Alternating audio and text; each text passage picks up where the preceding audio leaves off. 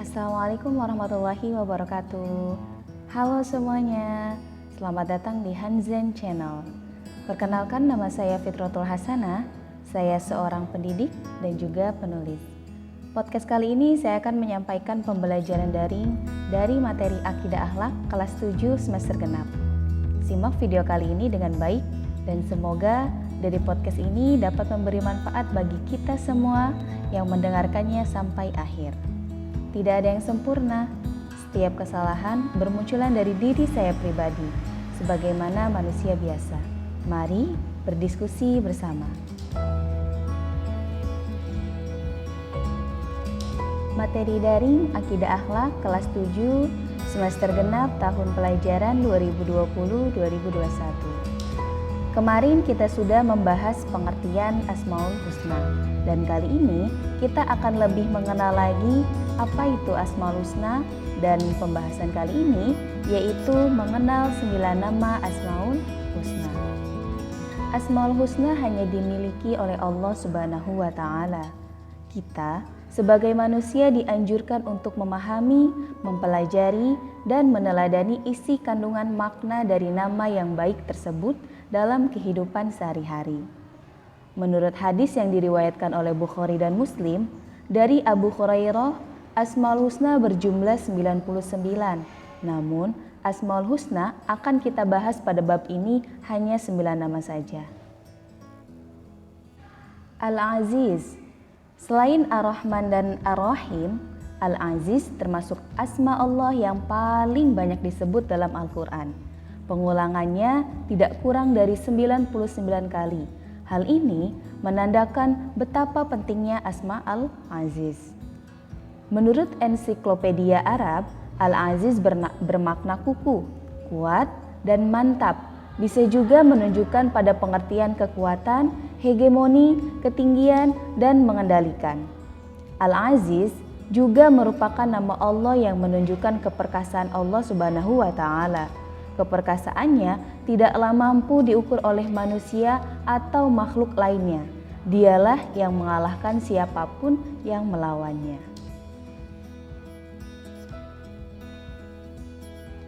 Firman Allah dalam Quran surat Al-Ankabut ayat 42 yang menegaskan bahwa Allah yang memiliki maha keperkasaan dan maha kasih sayang. Sungguh Allah mengetahui apa saja yang mereka sembah selain Dia, dan Dia maha perkasa dan maha bijaksana. Dari keterangan ayat tersebut menegaskan bahwa Allah merupakan zat yang paling berkuasa atas segala sesuatu. Tidak ada satu makhluk pun yang dapat menandinginya. Dari maha perkasaannya Allah dapat dengan mudah mengetahui apa yang hambanya kerjakan selama hidup di dunia ini. Tidak ada satu hal pun yang terlewat dari penguasaan Allah, karena Allah yang menciptakan alam semesta ini. Dan dari maha bijaksananya Allah, Ia dapat menempatkan sesuatu dengan seadilnya. Semua seimbang sesuai apa yang dikerjakan oleh manusia selama hidup, baik kesenangan, penderitaan, hingga sampai di perjalanan akhir manusia itu sendiri, yakni syurga dan neraka. Al-Basit, yang artinya maha melapangkan. Sifat Allah ini menunjukkan bahwa Allah sayang kepada hambanya. Allah lah yang maha berkehendak untuk mempermudah dan melapangkan segala urusan hambanya dengan cara menurunkan rizki melalui rahmatnya dan menahannya dengan kebijakannya terhadap hambanya yang bersangkutan. Dengan demikian, Allah adalah zat yang memberi dan sekaligus menahan. Allah Subhanahu wa Ta'ala senantiasa membentangkan rahmatnya dan kasihnya untuk menerima taubat hamba yang terlanjur berbuat dosa. Dia membentangkan rizki yang dibutuhkan hambanya, dan Dia pula yang mempersulit rizki kepada hamba yang Dia kehendaki. Dalam firman Allah, Quran surat Al-A'raf ayat 26, yang artinya Allah meluaskan rizki dan menyempitkannya bagi siapa yang Dia kehendaki. Coba kamu perhatikan keadaan sekitarmu. Ada orang yang kurang kepandaiannya dapat menjadi lebih kaya daripada orang yang jauh lebih tinggi kepandaiannya. Atau ada orang miskin atau pengemis yang hanya dapat mengisi perutnya sewaktu-waktu ia mengkonsumsi makanan sisa orang lain, namun pengemis tersebut tetap sehat. Atau orang gila yang tidak dapat membedakan makanan, namun orang gila tersebut tetap hidup. Nah, semua ini adalah kehendak Allah yang Maha Kuasa. Oleh sebab itu, kita sebagai manusia harus selalu tunduk dan patuh kepadanya. Dengan demikian, Allah akan dekat dan sayang kepada kita. Kita tidak boleh membantah perintahnya karena Allah tidak akan membebani suatu perintah di luar kemampuan hambanya. Allah selalu memberikan kemudahan dan kelapangan. Oleh karena itu, Allah memiliki nama Al-Basit. Al-Ghani, yang artinya Maha Kaya, tidak membutuhkan apapun selain zatnya sendiri, yang berarti Allah tidak memerlukan bantuan dari siapapun. Kekayaan Allah kekal abadi, dan apabila manusia mencoba menghitung kekayaannya satu persatu, manusia tidak akan dapat melakukannya. Seluruh alam membutuhkannya. Meskipun Allah memberikan kekayaannya kepada semua hambanya, akan tetapi kekayaan tersebut tidak pernah habis. Firman Allah dalam Quran surat Al-Imran ayat 97 yang artinya, di sana terdapat tanda-tanda yang jelas. Maqam Ibrahim, barang siapa memasuki Baitullah, amanlah dia. Dan di antara kewajiban manusia terhadap Allah adalah melaksanakan ibadah haji ke Baitullah, yaitu bagi orang-orang yang mengadakan perjalanan ke sana. Barang siapa mengingkari kewajiban haji, maka ketahuilah bahwa Allah Maha Kaya, tidak memerlukan sesuatu dari seluruh alam. Ayat ini menegaskan bahwa dalam konteks beribadah, Allah sendiri tidak membutuhkan atau mengharapkan apapun dari apa yang manusia lakukan. Apa yang kewajiban yang selama ini kita jalankan, hal tersebut kembali lagi kepada diri kita pribadi sebagai manusia. Allah tidak merasa beruntung ketika kita melakukan kewajiban yang Allah perintahkan, atau merasa kerugian ketika kita melanggar atau melalaikan kewajiban, karena Allah Maha Kaya, tidak memerlukan sesuatu. Ar-Rauf artinya Maha Belas Kasih dan Maha Memberi kepada hambanya. Allah sudah amat termasyhur akan kedermawanannya, sehingga makna Ar-Rauf ini bisa dimaknai dengan Maha Dermawan. Allah Maha Penyantun, Maha Memberi dan selalu memberi meskipun tidak diminta oleh kita. Inilah wujud cintanya Allah kepada hambanya. Walaupun manusia tidak mau beribadah dan berdosa kepadanya, maka Allah tetap akan memberikannya di dunia ini. Namun di akhirat Allah akan memberikan rahmatnya saja kepada orang-orang mukmin. Allah Subhanahu wa Ta'ala berfirman dalam Quran surat At-Taubah ayat 128 yang artinya, sesungguhnya telah datang kepadamu seorang rasul dari kaummu sendiri, berat terasa olehnya penderitaanmu, sangat menginginkan keimanan dan keselamatan bagimu. Amat belas kasihan lagi penyayang terhadap orang-orang mukmin. Selain itu, Allah juga berfirman dalam Quran surat Al-Baqarah ayat 207 yang artinya, dan di antara manusia ada orang yang mengorbankan dirinya untuk mencari keridhaan Allah, dan Allah Maha Penyantun kepada hamba-hambanya. Dalam ilmu biologi, manusia mengerti bahwa kehidupan manusia sangat tergantung kepada makanan dan minuman agar tetap hidup. Tak kalah pentingnya mereka juga memerlukan oksigen sebagai bahan bakar untuk paru-paru kita. Manusia dewasa sehari semalam memerlukan oksigen sekitar 16 meter kubik. Oksigen sebanyak itu telah disediakan oleh Allah secara gratis. Tidak perlu membeli. Hal ini cukup sebagai bukti bahwa Allah Subhanahu wa Ta'ala adalah Zat yang Maha Pengasih. Al-Bar artinya yang Maha Baik. Hanya Allah lah yang memiliki kebaikan yang sempurna. Semua kebaikan dan karunia berasal darinya. Allah menghendaki kebaikan, kebahagiaan, dan kemudahan bagi hambanya tanpa pamrih dan pandang bulu. Dengan kasih sayangnya, Allah memaafkan orang-orang yang berbuat kezaliman dan menyembunyikan keburukan hambanya. Semua hukum Allah dan keputusannya sangatlah adil dan tidak menghukum melebihi dosa yang dilakukan. Allah melipat gandakan pahala ketika kita melakukan amal kebaikan.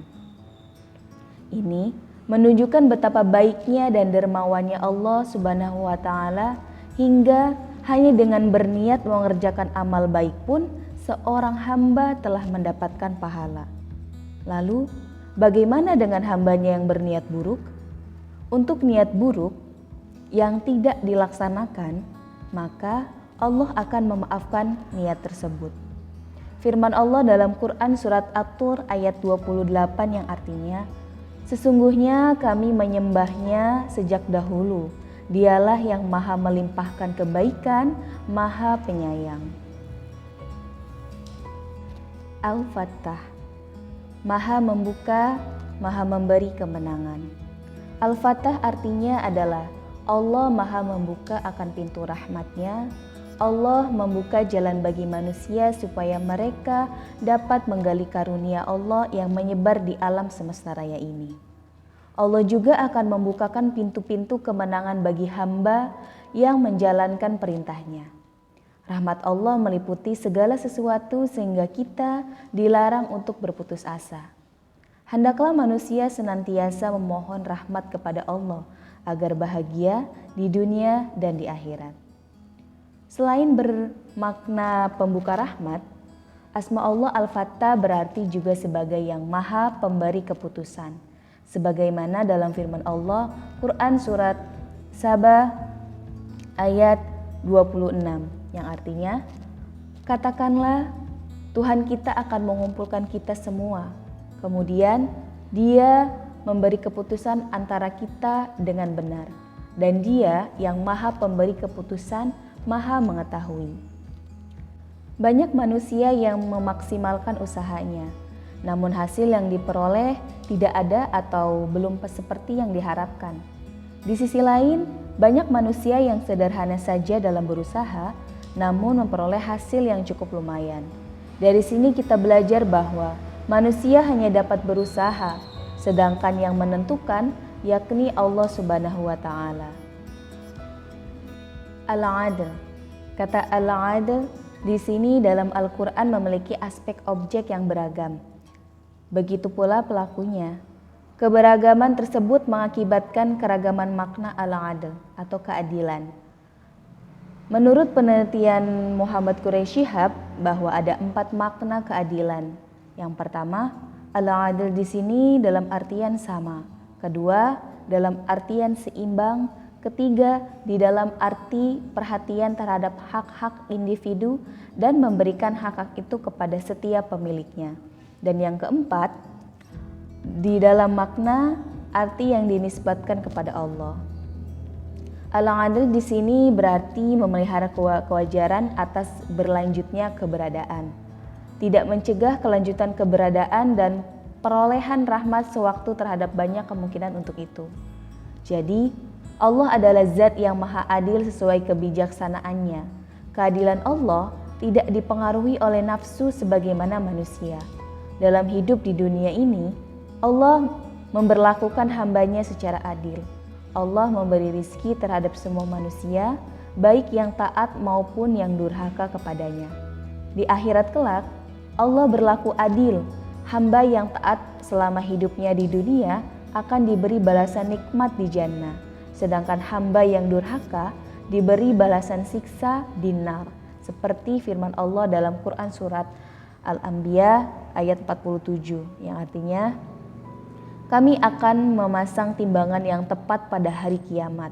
Maka tiadalah dirugikan seseorang barang sedikit pun, dan jika amalan itu hanya seberat biji sawi pun, pasti kami mendatangkan pahalanya.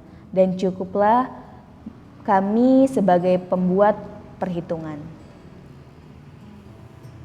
Al-Qayyum. Al-Qayyum artinya maha cermat, berdiri sendiri dalam mengurusi hamba-hambanya. Allah berfirman dalam ayat kursi Quran surat Al-Baqarah ayat 255. bahwa Allah tak tersentuh oleh rasa kantuk sedikit pun, tidak juga tersentuh tidur. Hal ini disebabkan karena Allah lah yang maha suci dari sifat-sifat kekurangan yang hanya dimiliki oleh makhluknya. Allah tiada Tuhan selain Dia, yang maha hidup dan yang maha mengurusi. Dia tak tersentuh oleh rasa kantuk dan tidur. Allah lah yang mengurusi dan memperbaiki alam semesta setelah dilakukan perusakan oleh manusia. Tiada yang lebih baik daripada perbuatan Allah dalam mengurusi dan memperbaikinya. Misalnya, ada manusia yang mengotori tanah dengan limbah-limbah. Kemudian Allah akan memperbaikinya dengan cara Allah sendiri tanpa sepengetahuan manusia. Al-Latif, artinya yang maha lembut.